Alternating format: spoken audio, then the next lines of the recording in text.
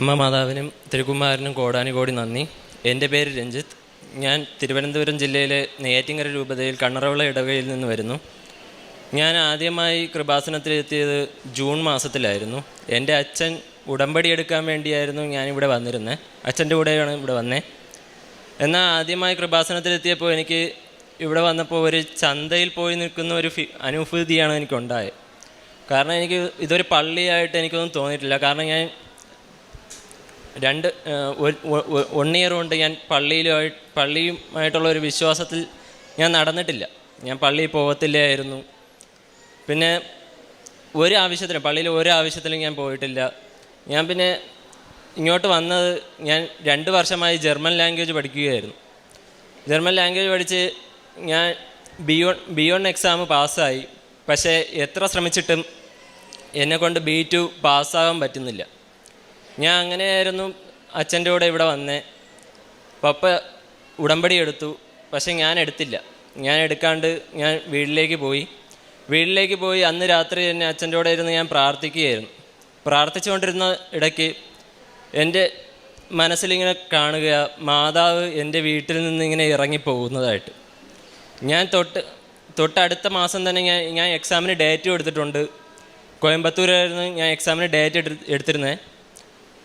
ഞാൻ എക്സാമിനും പ്രിപ്പയർ ആവുന്നുണ്ട്, ഞാൻ ഇതും കാണുകയും ചെയ്യുന്നുണ്ട്.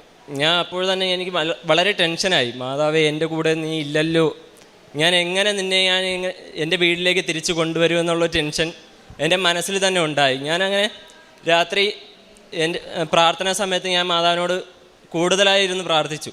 ബൈബിളൊക്കെ വായിച്ച് ഞാൻ പ്രാർത്ഥിച്ചുകൊണ്ടിരുന്നപ്പോൾ എൻ്റെ മനസ്സിൽ തന്നെ തോന്നിച്ചു, നീ ഉടമ്പടി എടുക്ക്, ഞാൻ നിൻ്റെ കൂടെ തന്നെ തിരിച്ച് വരാം. ഞാനങ്ങനെ എക്സാം എഴുതി. പിറ്റേ മാസമായിരുന്നു എക്സാം, ജൂലൈയിൽ എക്സാം ആയിരുന്നു. ഞാൻ വളരെ ഭംഗിയായിട്ട് അവിടെ പോയി എക്സാം എഴുതി തിരിച്ച് വീട്ടിൽ വന്ന് പിറ്റേ മാസം, അതായത് സെപ്റ്റംബർ 1 തന്നെ ഞാൻ ഇവിടെ കൃപാസനത്തിൽ വരികയും ഉടമ്പടി എടുക്കുകയും ചെയ്തു. ഉടമ്പടി എടുത്തു. പിന്നെ വീട്ടിൽ പോയിരുന്ന് പ്രാർത്ഥിച്ചപ്പോൾ ഞാൻ അടുത്ത് കാണുകയാ, എൻ്റെ എക്സാമിന് ഞാൻ എഴുതിയ 2 റിസൾട്ടിൻ്റെ സർട്ടിഫിക്കറ്റുകൾ ഗ്രേ കളറിലുള്ള ഒരു മാതാവ് പാക്ക് ചെയ്ത് എനിക്ക് അയച്ചു തരുന്നതായിട്ട്. ഞാനിതെല്ലാം പപ്പയെടുത്ത് പറഞ്ഞു, അമ്മയെടുത്ത് പറഞ്ഞു. അമ്മ പറഞ്ഞു, എല്ലാ മാസവും 1 കൃപാസനത്തിൽ ഇനി മുതൽ പോകണം, എല്ലാ മാസവും നീ അവിടെ പോയി പ്രാർത്ഥിക്കണം. അതിൻ്റെ ഫലമായി ഞാൻ എല്ലാ ദിവസവും ഇവിടെ എല്ലാ മാസവും എല്ലാ മാസവും ഫസ്റ്റ് ഞാൻ ഇവിടെ വരാറുണ്ട്. അമ്മയോട് പ്രാർത്ഥിക്കാറുണ്ട്. പ്രേക്ഷിത പ്രവർത്തനമായിട്ട് ഇവിടുത്തെ കൃപാസന പത്രം മേടിച്ച് എല്ലാവർക്കും വിതരണം ചെയ്യാറുണ്ടായിരുന്നു. പിന്നെ ഇവിടെ നിന്ന് കാശ് രൂപമായിട്ട് ഇവിടെ സ്റ്റോളിൽ കിട്ടുന്ന കാശ് രൂപവും ജപമാലയും മേടിച്ച് ഞാൻ ബേസിക്കലി ഞാൻ ഒരു അധ്യാപകനും കൂടെ ആയിരുന്നു. ഞാൻ ഒരു ഇൻസ്റ്റിറ്റ്യൂട്ടിൽ പ്രൈവറ്റായിട്ട് പഠിപ്പിക്കുന്നുണ്ടായിരുന്നു. ഞാൻ അവിടുത്തെ കുട്ടികൾക്ക് എല്ലാവർക്കും ഇത് മേടിച്ചുകൊണ്ട് കൊടുത്തു. അവരുടെ അടുത്ത് ഇതേപോലെ പറഞ്ഞു, എനിക്കുണ്ടായ അനുഭവങ്ങളെല്ലാം ഞാൻ അവരുടെ അടുത്ത് ഷെയർ ചെയ്തു.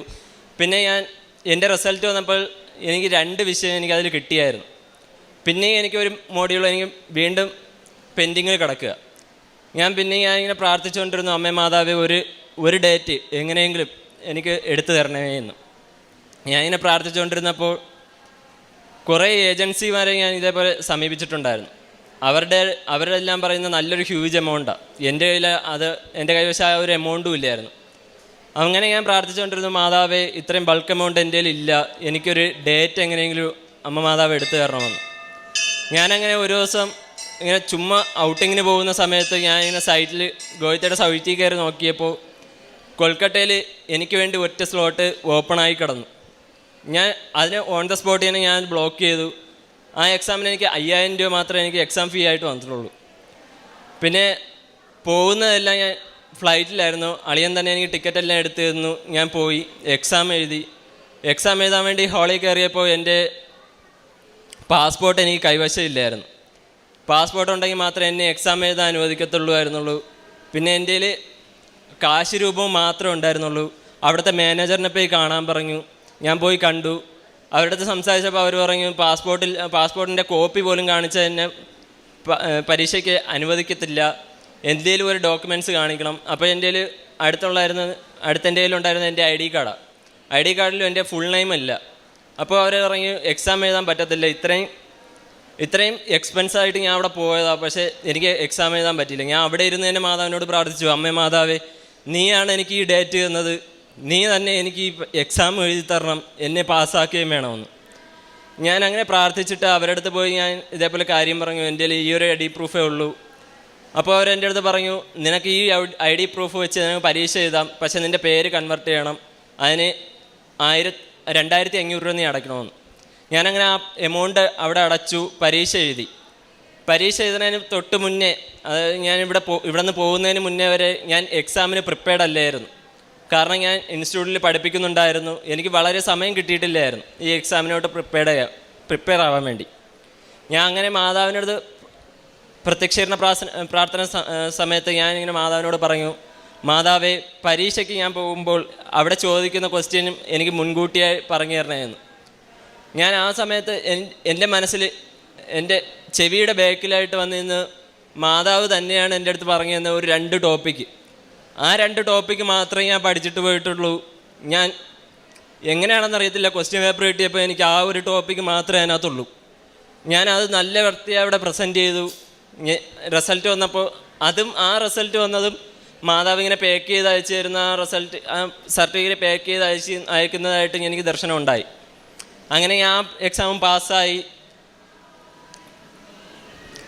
ഞാൻ അടുത്ത് നല്ലൊരു ഏജൻസിയെ കണ്ടുപിടിക്കണം. ഏജൻസിയെ കണ്ടുപിടിക്കാൻ ഞാൻ ഇങ്ങനെ വ്യാകുലപ്പെട്ടുകൊണ്ടിരിക്കുക.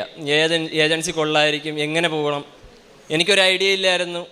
ഞാൻ ഇങ്ങനെ ഇൻസ്റ്റിറ്റ്യൂട്ടിൽ പഠിപ്പിച്ചുകൊണ്ടിരിക്കുമ്പോൾ അവിടുത്തെ മാനേജർ തന്നെ എൻ്റെ അടുത്ത് പറഞ്ഞു, രഞ്ജിത്തെ, നീ 4 മോഡ്യൂൾ നീ പാസ്സായല്ലോ, നിന്നെ ഞങ്ങൾ തന്നെ കൊണ്ടുപോകാമെന്ന് പറഞ്ഞ് അവരിങ്ങോട്ടൊരു ഓഫർ വെച്ചായിരുന്നു. അത് അവരെ കൊണ്ട് മാതാവ് പറയിപ്പിച്ചതായിട്ടാണ് ഞാൻ ഇപ്പോഴും വിശ്വസിക്കുന്നത്. ഞാനങ്ങനെ അവരെ ഓഫർ അക്സെപ്റ്റ് ചെയ്തു. എനിക്ക് ഈ ഫെബ്രുവരിയിലായിരുന്നു എൻ്റെ ഇൻ്റർവ്യൂ. ഫസ്റ്റ് ഇൻ്റർവ്യൂ സമയത്ത് എനിക്ക് നല്ല ടെൻഷൻ ഉണ്ടായിരുന്നു. ടെൻഷൻ അടിച്ച് ഞാൻ ഒന്നും പറഞ്ഞില്ല ഫസ്റ്റ് ഇൻ്റർവ്യൂവിൽ. പക്ഷേ ഞാൻ സെലക്റ്റായി.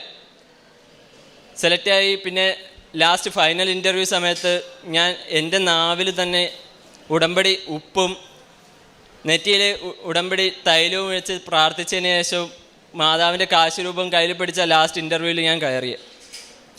അവരെൻ്റെ അടുത്ത് ചോദിച്ച എല്ലാ ക്വസ്റ്റ്യനും എനിക്ക് ഭംഗിയായിട്ട് ആൻസർ ചെയ്യാൻ പറ്റി. നല്ലൊരു പോയിൻ്റോടെ എനിക്ക് ആ ഇൻ്റർവ്യൂ പാസ്സാവാനും പറ്റി. പിന്നെ അവരെനിക്ക് കോൺട്രാക്റ്റ് തന്നായിരുന്നു. കോൺട്രാക്റ്റ് തന്നപ്പോൾ എനിക്ക് അതിലെൻ്റെ അഡ്രസ്സും പിന്നെ എൻ്റെ പേരും കുറച്ച് മിസ്റ്റേക്കുകളുണ്ടായിരുന്നു. പിന്നെ എൻ്റെ ബർത്ത് സർട്ടിഫിക്കറ്റിൽ വന്നിട്ട് എൻ്റെ പ്ലേസ് ഓഫ് ബർത്ത് വന്നിട്ട് ചേഞ്ചായിട്ടാണ് കിടന്നത്. അത് ഞാൻ കയറാത്ത ഓഫീസുകളില്ല ഞാൻ ചേഞ്ച് ചെയ്യാൻ വേണ്ടി. എനിക്ക് നടന്നില്ല. അത് പ്ലേസ് ഓഫ് ബർത്ത് എനിക്ക് ചേഞ്ച് ചെയ്യാൻ പറ്റിയില്ല. ഞാൻ അപ്പം അമ്മ മാതാവിനോട് പ്രാർത്ഥിച്ചു, മാതാവേ, ഈ ഒരു ഇൻ്റർവ്യൂ പാസ്സാക്കി തന്നത് നീയാണ്, നീ തന്നെ എനിക്ക് എൻ്റെ വിസ പ്രൊസീജിയറിൽ എൻ്റെ കൂടെ ഇരിക്കണമേ എന്ന്. അങ്ങനെ ഞാൻ വിസയ്ക്ക് വെക്കാൻ വേണ്ടി ഞാൻ പിറ്റേ ദിവസം തന്നെ എൻ്റെ ഡോക്യുമെൻറ്റ്സ് എല്ലാം അറേഞ്ച് ചെയ്ത് വെച്ചു.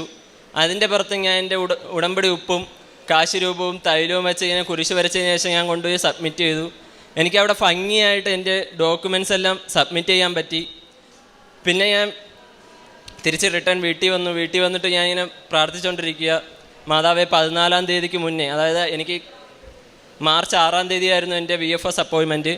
എനിക്ക് 14-ാം തീയതിക്ക് മുന്നേ തന്നെ എൻ്റെ പാസ്പോർട്ട് വിസ പ്രിൻ്റ് ചെയ്തത് എൻ്റെ കയ്യിൽ കിട്ടണമേ എന്ന് പറഞ്ഞ് ഞാൻ പ്രാർത്ഥിച്ചു.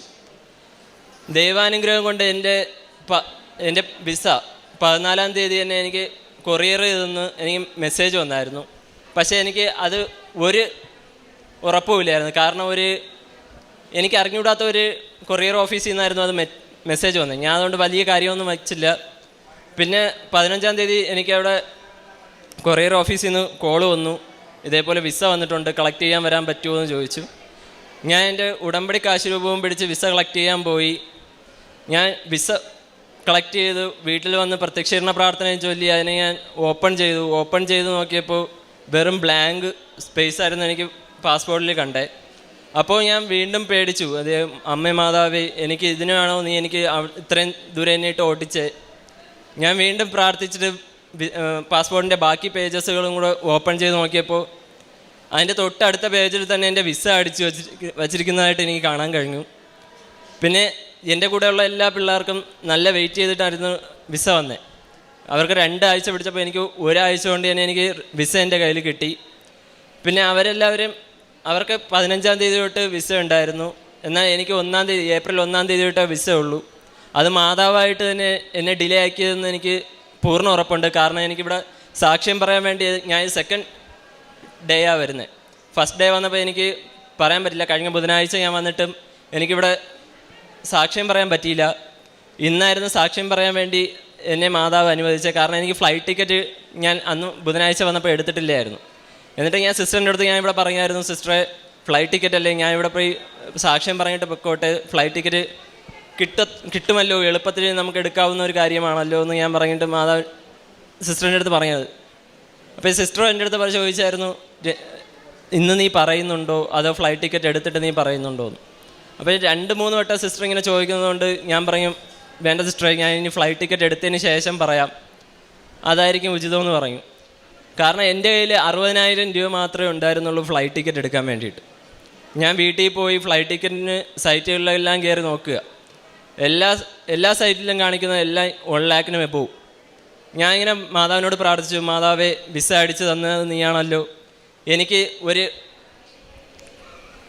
എനിക്കൊരു ടിക്കറ്റും കൂടെ അങ്ങ് നീ എന്നെ എടുത്തു തരണമേ എന്ന് ഞാൻ പ്രാർത്ഥിച്ചായിരുന്നു. പിന്നെ ഒരു ഏജൻസി, അതായത് VFS ഓഫീസിൽ പോയപ്പോൾ തന്നെ ഞാൻ പരിചയപ്പെട്ട ഒരു ഓഫീസിൽ നിന്ന് ഇങ്ങോട്ട് എനിക്ക് മെസ്സേജ് വരിക, ഫ്ലൈറ്റ് ടിക്കറ്റ് എന്തെങ്കിലും വേണമെന്ന് ചോദിച്ചുകൊണ്ട്. ഞാൻ വീണ്ടും അങ്ങോട്ട് കോണ്ടാക്ട് ചെയ്തപ്പോൾ അവർ ഇതേപോലെ പറഞ്ഞു, ബാംഗ്ലൂരിൽ നിന്നൊരു ഫ്ലൈറ്റ് ഉണ്ട്, അതിന് 55,000 രൂപ ആവുന്നുള്ളൂ, കണക്ഷൻ ഫ്ലൈറ്റാണ്, അത് 1-ാം തീയതി തന്നെ നിനക്ക് അവിടെ എത്താനും പറ്റും. അപ്പോൾ ഞാൻ ഡയറക്റ്റ് എൻ്റെ മാനേജറിന് വിളിച്ച് ഞാൻ ചോദിച്ചായിരുന്നു, സാർ ഇതേപോലെയാണ് കാര്യം, ഞാനത് ബ്ലോക്ക് ചെയ്യട്ടെന്ന് ചോദിച്ചാൽ പുള്ളിക്കാരനും പറഞ്ഞു, കുഴപ്പമില്ല, 1-ാം തീയതി അവിടെ ഒന്നും പഠിപ്പിക്കത്തില്ല, നീ 2-ാം തീയതി ക്ലാസ്സിന് കയറാൻ വന്നാൽ മതിയെന്ന് പറയും. ഞാൻ അങ്ങനെ ആ ഫ്ലൈറ്റ് ടിക്കറ്റും ബുക്ക് ചെയ്തു. ഇപ്പോൾ ഞാൻ ഈ 1-ാം തീയതി കയറി പോവുകയാണ് ജർമ്മനിയിലോട്ട്. നേഴ്സിങ്ങിനാണ് പോകുന്നത്, പഠിക്കാൻ വേണ്ടി. 3 വർഷത്തെ ഹൗസ് ബിൽഡിംഗ് ആണ്. പിന്നെ പ്രേക്ഷിത പ്രവർത്തനമായിട്ട് ഞാൻ ചെയ്തത് ഇവിടെ നിന്ന് പത്രവും പിന്നെ കാശുരൂപവും ജപമാലയെല്ലാം മേടിച്ച് ബാക്കി, അതായത് അക്രൈസ്തവരായിട്ടുള്ളവർക്ക് എല്ലാവർക്കും ഞാൻ വിതരണം ചെയ്തു. പിന്നെ കാരുണ്യപ്രവർത്തികളായിട്ട് ചെയ്യുന്ന എൻ്റെ ഓണാവസരത്തും പിന്നെ ക്രിസ്മസിനൊക്കെ ഞാൻ ഡ്രസ്സുകൾ മേടിച്ച് ഓൾഡേജ് ഹോമുകളിൽ കൊടുത്തിട്ടുണ്ടായിരുന്നു. പിന്നെ എൻ്റെ ഓരോ എക്സാമും പാസ്സായപ്പോൾ ഞാൻ ഓൾഡേജ് ഹോമിൽ തന്നെ ഞാൻ ഒരു ദിവസത്തെ ഫുഡ് ഞാൻ മേടിച്ചു കൊടുത്തു. ഇതെല്ലാം അനുഗ്രഹം തന്ന ദൈവകുമാരനും അമ്മ മാതാവിനും 1000 നന്ദി.